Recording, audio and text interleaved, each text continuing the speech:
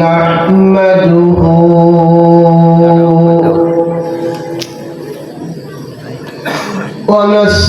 ونستعينه ونستغفره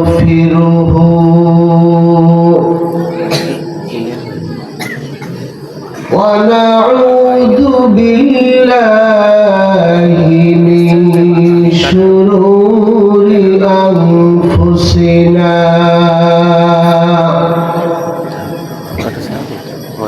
ومن سيئات أعمالنا من يهده الله فلا مضل له ومن يضلله فلا هادي له ونشهد أن لا إله إلا الله وحده لا شريك له ونشهد أن محمدًا عبده ورسوله فقد قال الله تعالى في كلامه المجيد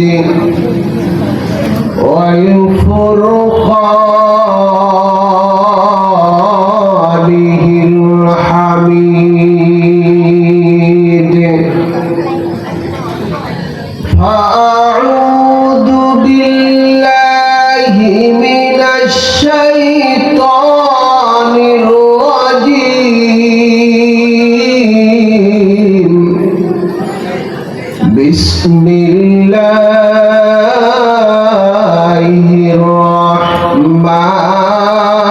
الرحمن الرحيم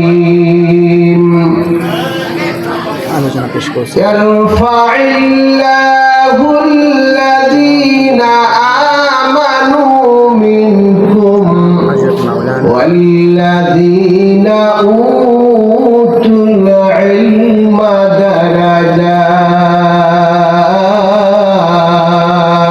درجات صدق الله العظيم وصدق رسولنا الكريم صلوا عليه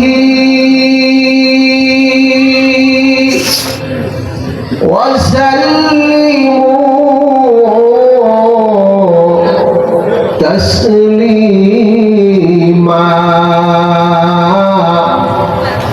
الله زادت محمدا تعظيما شكر درود إبراهيم بولي اللهم صل على محمد وعلى آل محمد كما صليت على إبراهيم وعلى آل إبراهيم إنك حميد مجيد اللهم بارك على محمد وعلى آل محمد كما باركت على إبراهيم وعلى آل إبراهيم إنك حميد مجيد بلغ العلا محمد شريف بلغ العلا بكماله كشف الضجى بجماله حسنت جميعا कोई जाएगा दोज़ख को और कोई तो जन्नत में जाएगा मदीने की तरफ मदीने की तरफ दौड़ेगा दीवाना मोहम्मद का बलगल उला हसनत जमीआ खिसालिही उल्फत में बराबर है वफा हो के जफा हो हर चीज में लज्जत है अगर दिल में मजा हो बलगल उला मोहम्मद शरीफ पढ़ी बलगल उला बिकमालिही कशफ दुजा बिजमालिही हसनत जमीआ खिसालिही सल्लु अलैहि व आलिहि আলহামদুলিল্লাহ। আমার ভাইরা, আমাদের অনেকের বয়স মুরব্বি কায়দার দাড়ি পেকে গেছে, মৃত্যুর সনদ মৃত্যুর সার্টিফিকেট আমাদের সামনে এসে গেছে। কি করেন যারা বুড়া যারা যুবক তারাও একদিন বুড়া হবে। কি করেন বড় হবে কি হবে না? যারা হায়াত 40-50 বছর হায়াত থাকবে এ একদিন না একদিন বুড়া হবে, একদিন চুল পাকবে, চামড়া ঢিল হবে, দম তো পড়ে যাবে, এর সমস্ত বাহাদুরি নষ্ট হয়ে যাবে। কি কোন যাবে কি যাবে না? একদিন চুল পাকিবে দম তো পড়িবে ওতর জৈবনে পড়ে যাবে ভাটি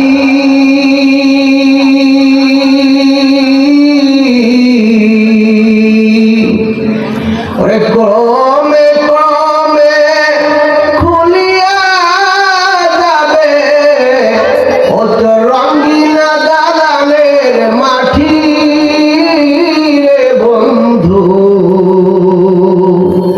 কারাশাই বানাইলা ঘর বাড়ি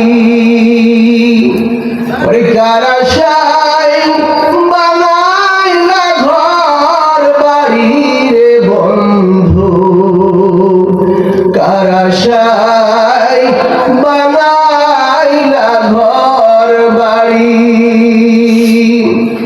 টাকা পয়সা জমিদারি আর কত করবা বাহাদুরি পরীক্ষার পালঙ্গ সোনার বাড়ি কারে যাবি দিয়া একলা কবরে কেমনে রে থাকবি ওরে ভাই বন্ধু রাখিয়া একলা কবরে কবরে একা থাকবে না বউ থাকবে? কি কার বউ থাকবে? কেউ থাকবে? বন্ধু বান্ধব নিতা থাকবে, খালেদা হাসিনা ঈশা সিকদার কেউ থাকবে নাকি? আপনার কবরে আপনি একাই থাকবেন, আপনার কবরে কেউ থাকবে না, আপনি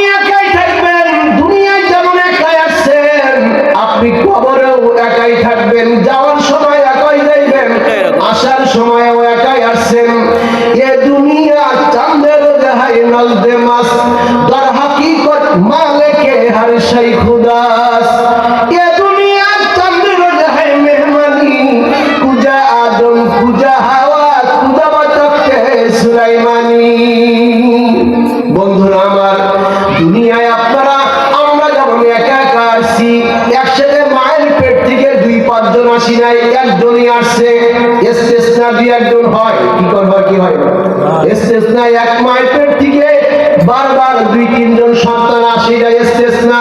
কিন্তু আমরা আল্লাহ পাক একাই আল্লাহ পাক দুনিয়ায় পাঠাইছেন।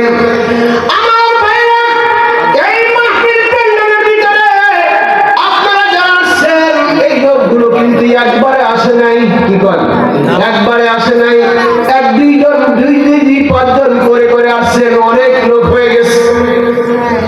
আবার যখন মাহফিলের প্যান্ডেল থেকে যাবেন একবারে যাবেন না, দুই একজন করে করে এইবার মাহফিলের প্যান্ডেল খালি হয়ে যাবে। বন্ধুরা আমার, দুনিয়ার মানুষ বাজার করতে যায়, একবারে এই বাজারের ভিতরে সমস্ত মানুষ একবারে আসে না, এক দুইজন দুই পাঁচজন করে করে আসে, বাজারে অনেক লোক হয়ে যায়। আবার যাওয়ার সময় কিন্তু একদম দুই পাঁচজন করে করে আবার যায়, বাজার এক সময় খালি হয়ে যায়। বাজারে কিন্তু কেউ বালিশ খেতা নিয়ে থাকে না, কি থাকে? ये दुनिया चांदे रोज है मेहमानी, कुजा आदम कुजा हवा कुजा बताते सुलाइमानी। आदम अलैहिस्सलाम 2000 বছর হায়াত পেয়েছে। কয় হাজার বছর? 2000 বছর। 1000 বছর জান্নাতের জমিনে, আর 1000 বছর দুনিয়ার জমিনে। এরপরও দুনিয়ার থেকে বিদায় হওয়া লাগছে কি লাগছে না? কি কোন কথা কোন?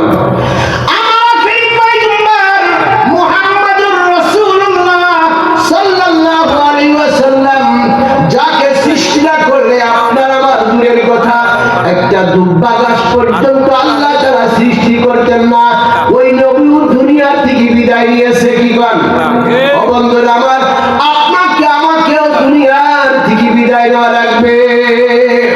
ও বন্ধুরা আমার, দুনিয়ার ভিতরে আল্লাহ তাআলা যত মানুষ সৃষ্টি করেছেন, সমস্ত মানুষের ভিতরে সব থেকে দামি মানুষ হলো আলেম আর তলবে ইলম। আলেম আর তলবে ইলম। আমরা মনে করি দুনিয়ার মাতব্বর যে মাতব্বর সেই হলো দামি, দুনিয়ার মেম্বার দামি, দুনিয়ার চেয়ারম্যান দামি, দুনিয়ার এমপি দামি, দুনিয়ার মন্ত্রী দামি। না না, আল্লাহ পাকের হাবিব বলেন খায়রুকুম মান তাআল্লামাল কুরআন ওয়া আল্লামা। আল্লাহর হাবিব বলেন দুনিয়ার সবথেকে দামি হলো ওই ব্যক্তি যে কোরআন শেখে আর শিখায়।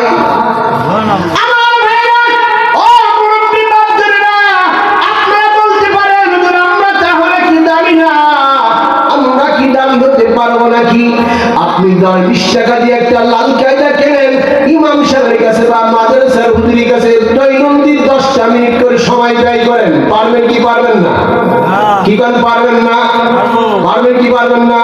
10 মিনিট করে সময় ব্যয় করে আপনার নামটা তলবে ইলমের খাতায় উঠায় দেন। অনেক সম্মান, অনেক দাম। একদম তলবে ইলমের কবরের পাশ দিয়ে যদি একবার যায়, আল্লাহ তাআলা একবার যাওয়ার ওসিলায় করে 40 দিন পর্যন্ত কবরের আযাব মাফ করে দেয়। আমার ভাইরা, কোন তলবে ইলম যদি কবরের পাশ দিয়ে যায় আর ওই কবরে যদি শাস্তি হতে থাকে, আল্লাহ তাআলা ফেরেশতাকে ডেকে ডেকে বলে, ফেরেশতা দাঁড়াও, সবর করো, আর শাস্তি দিও না, আর শাস্তি দিও না, একটু সবর করো, বিশ্রাম নাও। ওই ফেরেশতা বলে, কেন আল্লাহ তাআলা, ও আল্লাহ, কেন শাস্তি দিব না, কেন বিরতি দিব, কেন বিশ্রাম করব? আমার আল্লাহ ডেকে ডেকে বলে, বান্দারে, ও আমার ফেরেশতারে, দেখো না কবরের পাশ দিয়ে কে যায়? ফেরেশতা জিজ্ঞাসা করে, আল্লাহ কে যায়? বলে, দেখো না কবরের পাশ দিয়ে তলবে ইলম যায়। তলবে ইলম পার হয়ে যায়। এবার ফেরেশতা বলে, আল্লাহ, তলবে ইলম তো চলে গেছে, এবার কি আমি শাস্তি শুরু করতে পারি নাকি? বলে, না না, ওই তলবে ইলম একবার যাওয়ার কারণে 40 দিন পর্যন্ত কবরের আযাব বন্ধ রেখে দাও। ও আমার ভাইরা, বড় মুরব্বি বাপদেরা, ও যুবক ভাইরা, আপনি 10-20 টাকা দিয়ে একটা লাল কায়দা কেনেন, একজন আলেমের একটু নাস্তা পানি করায়া, ইমাম সাহেবের নাস্তা পানি করায়া, দৈনন্দিন 10টা মিনিট করে সময় দিয়ে দৈনন্দিন একটা করে হরফ আপনি মুখস্থ করেন, আপনি তলবে ইলমের খাতায় আল্লাহ তাআলা আপনার নাম উঠায় দিবে।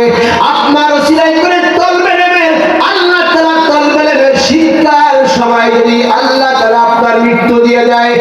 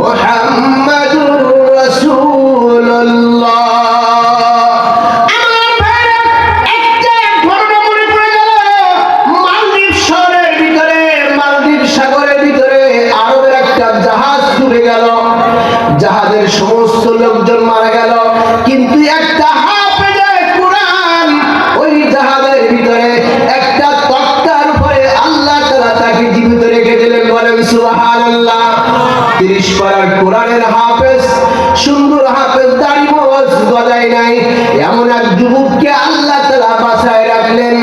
ওই মালদ্বীপের জেলেরা ওই সাগরের ভিতরে যখন মাছ ধরতে গেল, মালদ্বীপের জেলেরা দেখে একটা তক্তার ভিতরে, একটা তক্তার উপরে একটা যুবক, একটা ছোট মাসুম বাচ্চা বসে আছে।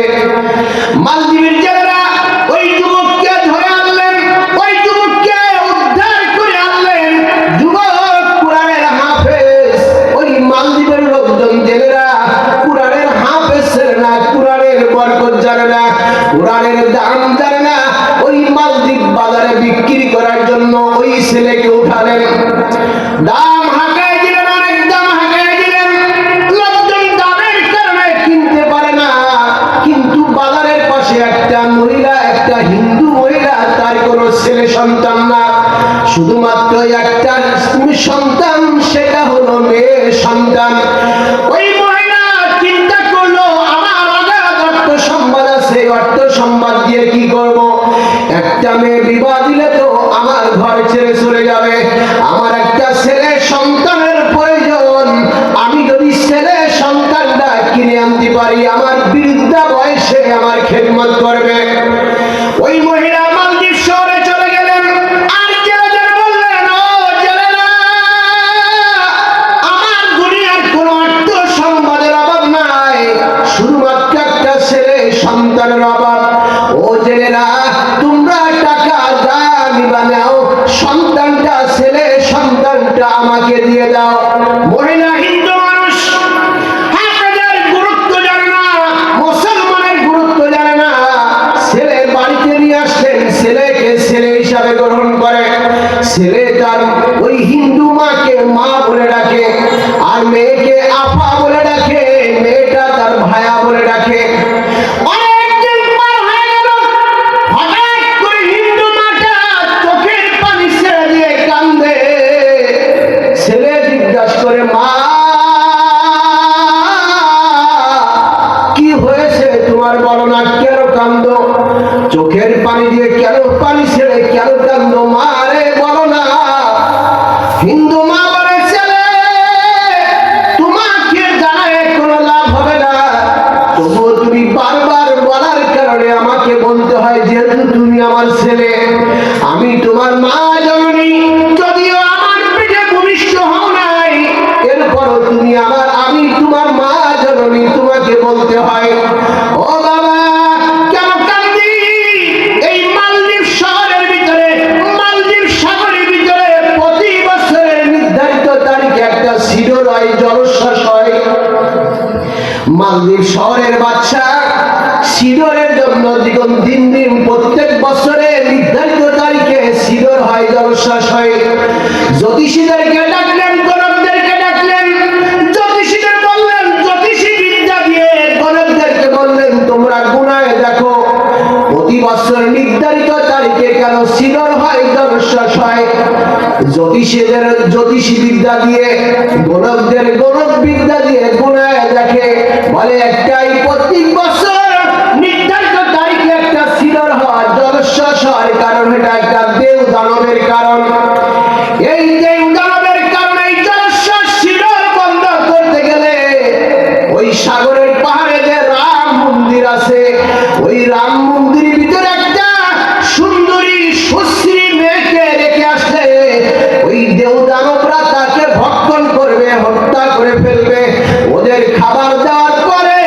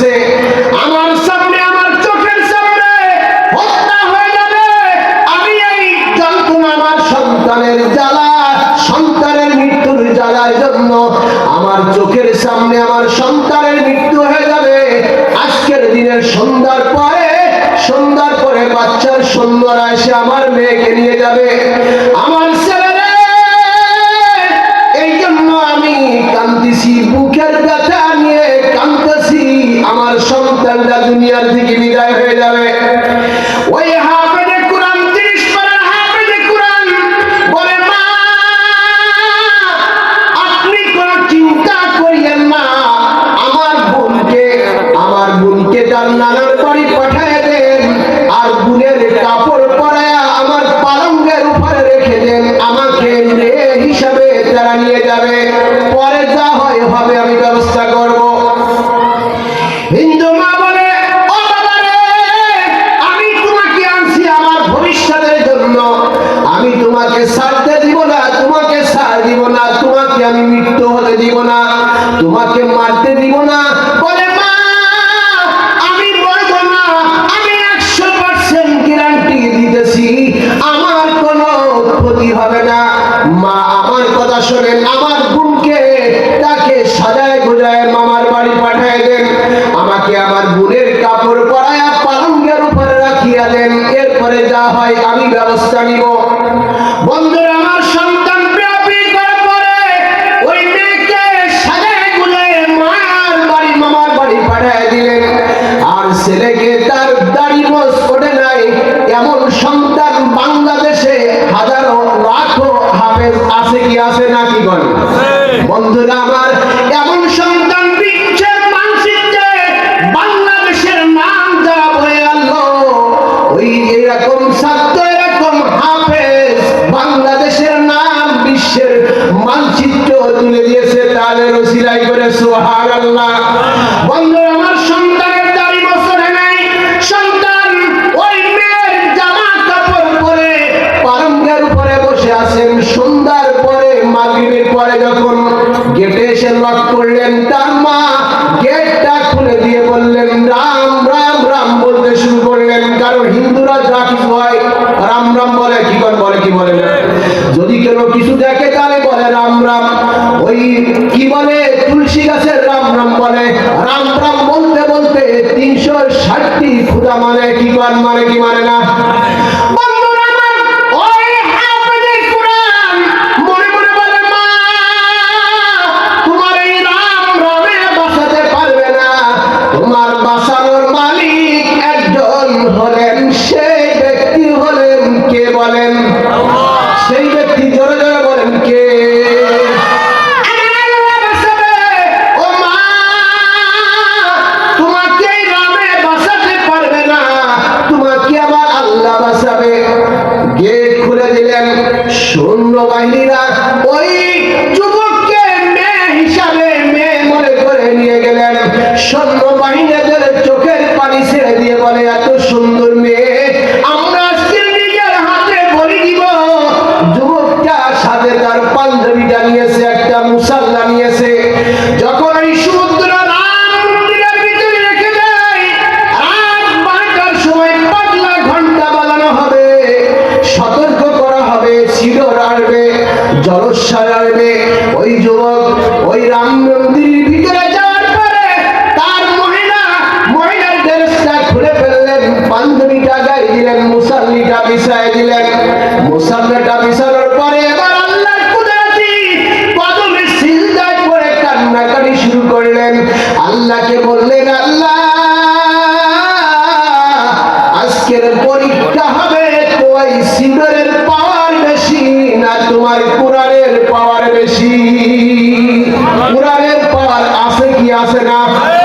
কোন জোরে কোন কোরআনের পাওয়ার আছে কি আছে না?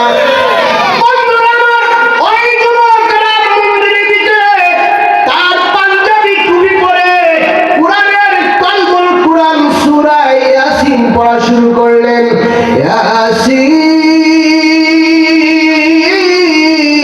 ইয়াসিন ওয়াল কুরআনিল হাকীম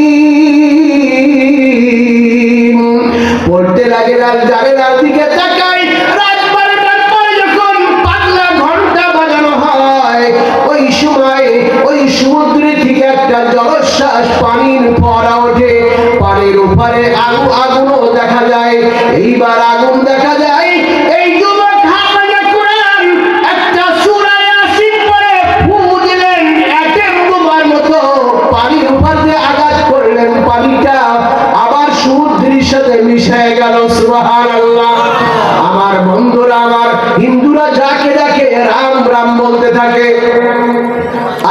পাগল উসমান হারুনি রহমাতুল্লাহ আলাইহি, মঈনুদ্দিন চিশতি রহমাতুল্লাহ আলাইহি উস্তাদ, যে মঈনুদ্দিন চিশতি রহমাতুল্লাহ আলাইহি এক দাওয়াতে ভারতবর্ষে 90,000 মানুষ মুসলমান হয়েছিল। সুবহানাল্লাহ। উসমান হারুনি তার শাগরিদ সিজার সময় শাগরিদ নিয়ে রওনা দিয়েছে, তাহাজ্জুদের রক্ত হয়ে গেছে। উসমান হারুনি তার শাগরিদকে বলে, বাবা দেখো কোন জায়গায় আগুন পাওয়া যায় কিনা, পানিটা একটু গরম করে একটু উজুর পানির ব্যবস্থা করো। উসমান হারুনির খাদেম পানির তলাশে বের হলেন, দেখেন কিছু মানুষ আগুন জ্বালায়া আগুনকে পূজা করতেছে। ওই আগুন জ্বালায় যারা আগুনকে পূজা করে ওদের কাছে বলে, ভাই একটু আগুন দেওয়া যাবে নাকি? বলে কি করবা? বলে আমার উস্তাদের উজুর পানি গরম করব। বলে আরে বেটা, আমরা আগুনকে পূজা করি, আগুন আমাদের ক্ষুধায়, আগুন দেব নাকি তোমাকে? বলে আগুন দিলে তো কমবে না। বলে কমুক আর বেশি হোক এটা তোমার কথা না, তোমাকে আগুন দেওয়া হবে না।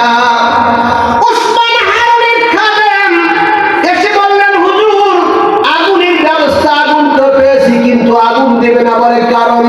বলে তারা আগুনকে ক্ষুধা মানে আগুনকে পূজা করে। উসমান হারুনি বলে চলো যাই আগুনকে দেই কিনা। উসমান হারুনি যে আগুন চাইলেন, বাবা একটু আগুন দেন, আগুন দিলে তো কমবে না তোমাদেরকে। বলে না আগুন দিব না, কমে আর বেশি হয় আগুন দিব না, আপনি যান। বলে আপনারা আগুনকে কেন পূজা করেন? বলে বাপ দাদারা পূজা করেছিল তাই। আগুন কিয়ামতের ময়দানে কবরে আমাদেরকে জ্বালাবে না। উসমান হারুনি বলে আগুন যদি আপনারা আগুন যদি না জ্বালায়, একটা হাত দেন পরীক্ষা করেন, একটা আঙ্গুল দিয়ে আগুনের ভিতরে পরীক্ষা করেন আগুন জ্বালায় কিনা।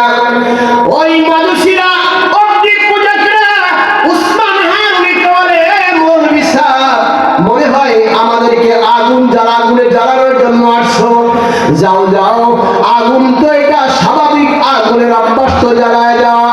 উসমান হারুনি বলে আগুনের স্বভাব জ্বালায় যাওয়া না, যদি আগুনের স্বভাব জ্বালায় যাওয়া হইতো তাহলে ইব্রাহিম খলিলকে কেন আগুনে জ্বালালো না?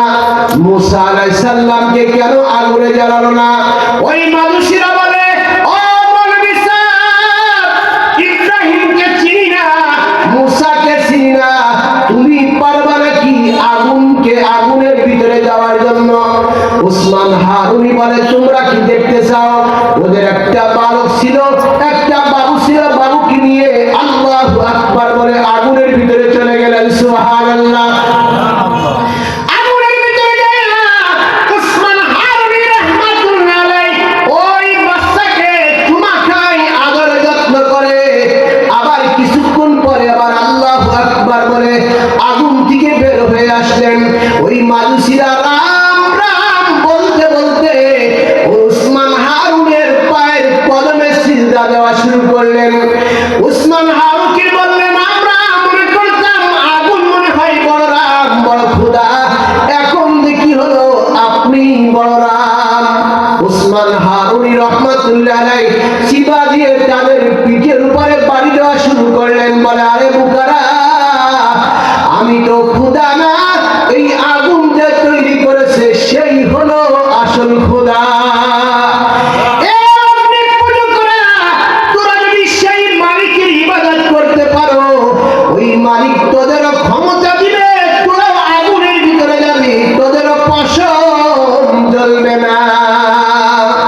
ওই মজলিসের ভিতরে উসমান হারুনির হাতে হাত দিয়ে মজলিসের ভিতরে যারা ছিল সবাই কলেমা পড়ে মুসলমান হয়ে গেলেন। বলেন লা সুবহানাল্লাহ। জিকির দেন লা ইলাহা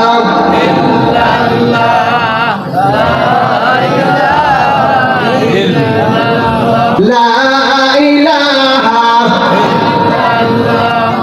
লা ইলাহা ইল্লাল্লাহ লা ইলাহা বিল্লাল নবীর কালেমা পড়ে উমায়া তাকে ধরিয়ালে বুকের উপরে যাই পাথরের চাপা তবু সারে না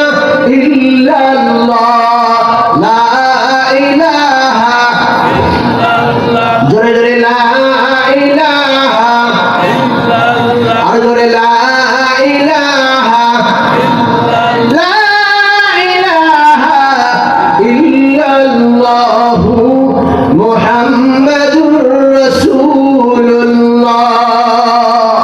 বন্ধুরা আমার, বলতেছিলাম সকালবেলা সৈন্যবাহিনীরা এসে গেলেন, এসে রাম মন্দির ভিতরে গেলেন। রাম মন্দির ভিতরে গিয়ে দেখে একটা যুবক আল্লাহর কালাম তেলাওয়াত করে, সূরা ইয়াসিন তেলাওয়াত করে। ইয়াসিন ওয়াল কুরআনিল হাকীম।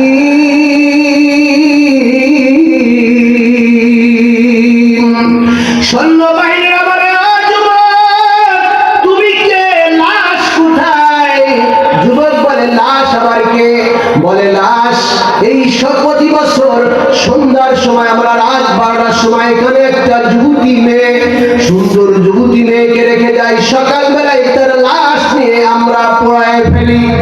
এ যুবক, লাশ কোথায়? বলে, লাশ কই? যুবতী মেয়ে কই?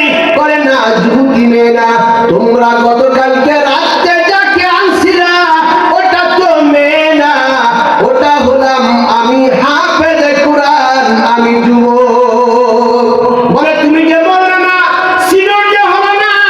ওই যুবক বলে, ওই সিনোরের পার থেকে কোটি কোটি গুণ পার আমার আল্লাহ পাক আমার সিনার ভিতরে দিয়ে দিয়েছে। বলে, বলো কি? সমস্ত সৈন্যরা বাদশার দরবারে চলে গেলেন। বাদশাকে বললেন, বাদশা নামদার ঘটনা এই। বাদশা চলে গেলেন রাম মন্দিরে। বাদশা জিজ্ঞাসা করে, বাবা যুবক, ঘটনা কি? বলে না। বলে, ঘটনা এই। বাদশা নামদার বলে, ঠিক আছে, আগামী বছর এই তারিখে তোমাকে এই রাম মন্দিরে রাখা হবে, আর আমি স্বচক্ষে দেখবো যদি এইটাই সত্য হয় তাহলে আমার গোটা লোকজন নিয়ে আমি কলেমা পড়ে মুসলমান হয়ে যাব। বন্ধুরা আমার, ওই বাচ্চা নাম্বার পরের বছরে ওই দিনে হাফেজে কোরআনকে রাম মন্দিরে রেখে দিলেন। হাফেজে কোরআন আগের বছরের নাই ওই জায়নামাজ বিছায়া আল্লাহর কুদরতি কদমে সিজদায় পড়ে কান্দে, আল্লাহকে বলে, আল্লাহ ওই সিনোরের পাওয়ার বেশি না তোমার কোরআনের সূরা ইয়াসিনের পাওয়ার বেশি? আমি পরীক্ষা করতে চাই, তোমার সিনোরের পাওয়ার বেশি না জলশ্বাসের পাওয়ার বেশি না তোমার কোরআনের পাওয়ার বেশি? কোরআনের পাওয়ার বেশি আছে কি আছে না? কি বলে? কোরআনের পাওয়ার বেশি আছে কি আছে না? জোরে চিল্লাই বল।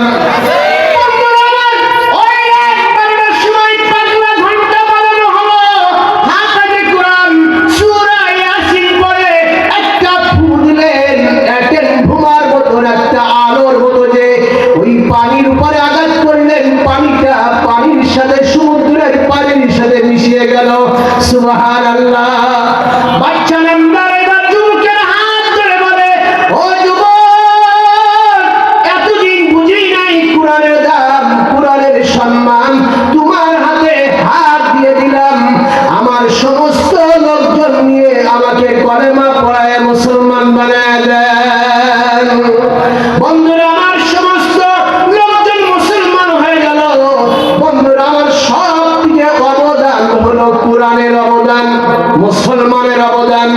এই জন্য একজন হাফেজে কোরআন, একজন আলেমের কোরআন, কোরআনের আলেম আল্লাহ তাআলা এত সম্মান, এত মর্যাদা দিয়েছেন। আল্লাহ তাআলা কোরআনের হাফেজকে, আলেমকে বলা হবে, ও হাফেজে কোরআন, ও আলেমে কোরআন, তোমরা জান্নাতের ভিতরে চলে যাও। আল্লাহ তাআলাকে বলবে, আল্লাহ জান্নাতে যাব না, মা বাপ ছাড়া জান্নাতে যাব না। আমার আল্লাহ পাক ফেরেশতাকে বলবেন, ফেরেশতা যাও, জান্নাতের ভিতরে চলে যাও, আর এই আলেমের হাফেজের মা বাপকে খুঁজে নিয়ে এসো। আলেমের হাফেজের মা বাপকে বের করে আনবেন। এবার বের হওয়ার সময় ওই মা বাপের ছেলের দাদা দাদি নানা নানি বলবে, তোমার ছেলের কথা শুনে তোমরা জান্নাতে যাইবে। আমরা তো ওই সন্তানকে আমার ভাইয়ার ঘরে কত কিছু করেছিলাম, কত কিছু কিনেছিলাম, কত আদর করেছিলাম, তোমরা জান্নাতে যাবে, আমরা কি আমাদেরকে জাহান্নামের ভিতরে ফেলে দিবে? এইবার জান্নাতের ভিতরে সন্তানের কাছে এসে বলবে, ও বাবা, তুমি তোমার মা বাপ ছাড়া যেমন